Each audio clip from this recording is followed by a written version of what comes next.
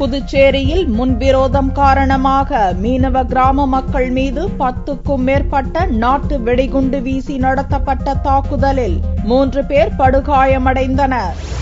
புதுச்சேரி வம்பாக்கீரபாளையம் மீனவ கிராமத்தைச் சேர்ந்தவர் ரவுடி ராஜசேகர். இவர் மீது கொலை வழக்கு பதிவு செய்யப்பட்டு தற்போது ஜாமீனில் வெளியே வந்துள்ளார். ராஜசேகருக்கு அவரது சொந்த கிராமத்திற்குள் செல்ல தடை உத்தரவு உள்ளதால் அவரது மருமகன் வீடான புதுச்சேரிக்குட்பட்ட நரம்பை மீனவ கிராமத்தில் தங்கியிருந்தார். இந்நிலையில் திங்கட்கிழமை காலை நரம்பைக்கு சென்ற ஒரு கும்பல் ரவுடி ராஜசேகரை சரமாரியாக வெட்டிவிட்டு தப்பியது. அப்போது ராஜசேகரின் சொந்த ஊரான வம்பாக்கீரபாளையத்திற்கு சென்று அங்குள்ள மக்கள் மீது 10க்கும் மேற்பட்ட நாட்டு வெடிகுண்டுகளை வீசி சென்றுள்ளது. நாட்டு வெடிகுண்டு வெடித்ததில் 3 பேர் பலத்த காயமடைந்து புதுச்சேரி அரசு மருத்துவமனையில் சிகிச்சைக்காக அனுமதிக்கப்பட்டு சிகிச்சை பெற்று வருகின்றனர்.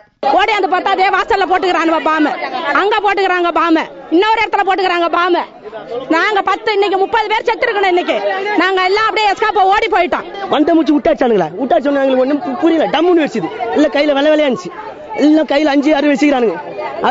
எல்லாம் ஓடத்துக்கு ஆரம்பிச்சிட்டோம். வெடிகுண்டு வீசியவர்கள் விரைவில் கைது செய்யப்படுவார்கள் என SP ராமராஜ் தெரிவித்துள்ளார். மீனவர் பகுதி மக்களை பயமுறுத்துற நோக்கத்தில் இங்க ஒரு 3 இடத்துல நாட்டு வெடிகுண்டை ரோட்ல அடிச்சிருக்காங்க. வெடிகுண்டை ரோட்ல அடிச்சு பயமுறுத்தினவங்கள நாங்கள் தேடிட்டு இருக்கோம். பட்ட பகலில் மீனவ கிராமத்தில் நாட்டு வெடிகுண்டு வீசப்பட்டுள்ள சம்பவம் புதுச்சேரியில் பெரும் பதற்றத்தை ஏற்படுத்தியுள்ளது.